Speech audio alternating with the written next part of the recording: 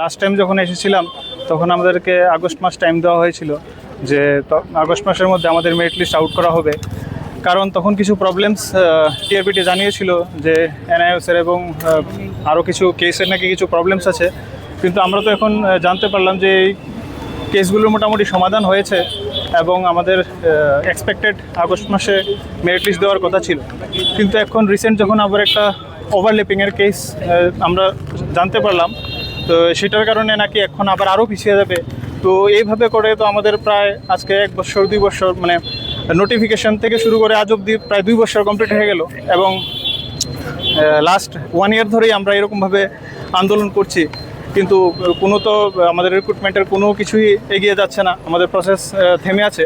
যেদিকে আমরা দেখতে পাচ্ছি যে রাজ্যের বিভিন্ন স্কুলে শিক্ষক স্বল্পতা রয়েছে এবং প্রতিদিনই কোনো না কোনো স্কুল ছাত্রছাত্রীরা রাস্তায় বসে ওরা ধর্ণা দিচ্ছে, যে জায়গায় আমাদের গভর্নমেন্ট এবং টিআরপিটি আমি সবাইকেই বলতে যাবো যে অতি সত্বর যেন আমাদের নিয়োগ করা হয়।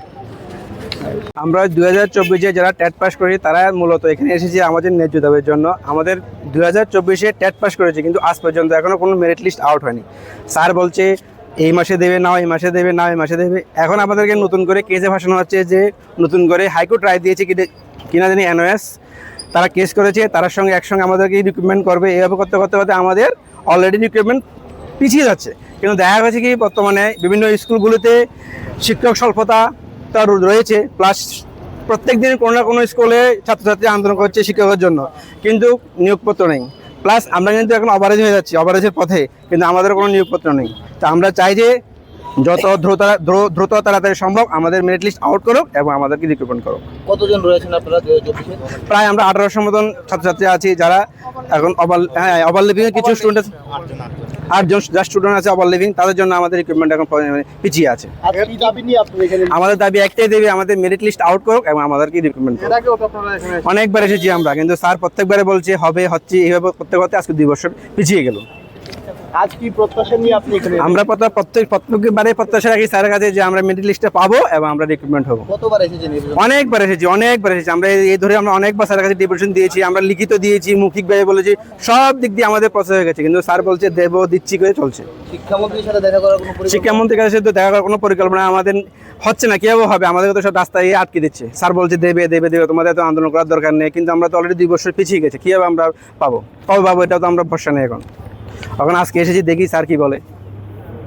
আমাদের এখানে আসা মূলত আমাদের প্রথম দাবি আমাদের মেরিট লিস্ট আউট করা, কারণ আমরা 1 বছর যাবৎ ভেরিফিকেশন হওয়ার পরে আমরা আন্দোলনই করে যাচ্ছি, কিন্তু আমাদের মেরিট লিস্ট এখনও দিচ্ছে না।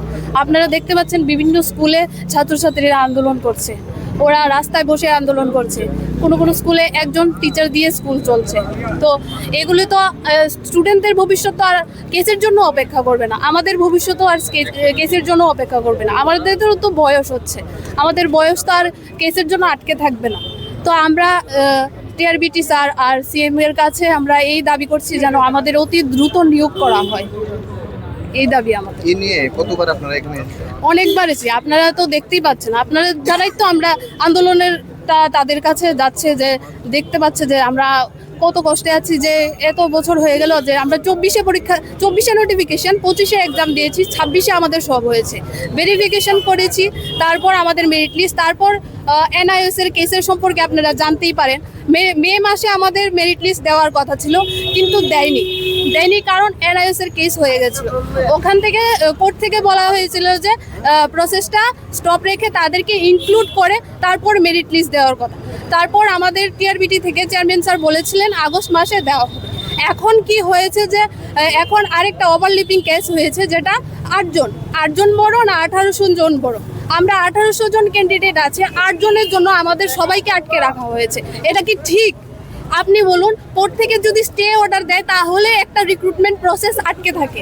আপনারা জিআরপিটি বলুন, আরও বিভিন্ন দপ্তর দেখুন যে ওইখানে কেস হয়েছে, কিন্তু রিক্রুটমেন্ট প্রসেস কিন্তু আটকে থাকেনি। কোনো জায়গা লেখা নেই যে রিক্রুটমেন্ট প্রসেস একটা কেস হলে আটকে থাকতে হবে, এই কথাটা কোনো জায়গায় লেখা নেই। তো আমাদের ভবিষ্যৎ তো এইভাবে চলে যাচ্ছে না, আমাদের জীবন থেকে যে বয়সগুলো চলে যাচ্ছে এগুলো কি ওরা ফিরিয়ে দিতে পারবে? আমাদের এডুকেশন মিনিস্টার নেই, সিএম এর কাছে, সিএম এর আন্ডারে আছে ওইটা। তো আমরা ওনার কাছে দেখা করতে পারছি না, ওনাদের পারমিশন দেয় না দিতে গেলে, আমরা আন্দোলন করতে গেলে বা ওনার সাথে কথা বলতে গেলে আমাদের মাঝপথে আটকে দেওয়া হয়। তো ওইগুলো পারছি না আমরা। আমাদের একজন ইএম দরকার, এডুকেশন মিনিস্টার দরকার। আমরা কার কাছে যাব, কার কাছে দাবি আদায় করব? এখানে আসলে আমাদের বারবার ফিরিয়ে দেওয়া হয় যে তোমরা হচ্ছে, হবে, দেওয়া হবে। তারপর এখন বলা হয় কি যে এখন নতুন করে কেস হয়েছে, তোমরা অপেক্ষা করো। কেসের জন্য তো আমরা অপেক্ষা করতে পারবো না। 1800 জন স্টুডেন্ট 8 জনের জন্য আমরা অপেক্ষা করতে পারবো না। আমাদের মেরিট লিস্ট অতি সত্বর দিতে হবে, আমাদের নিয়োগ করতে হবে, আমাদের এটাই দাবি।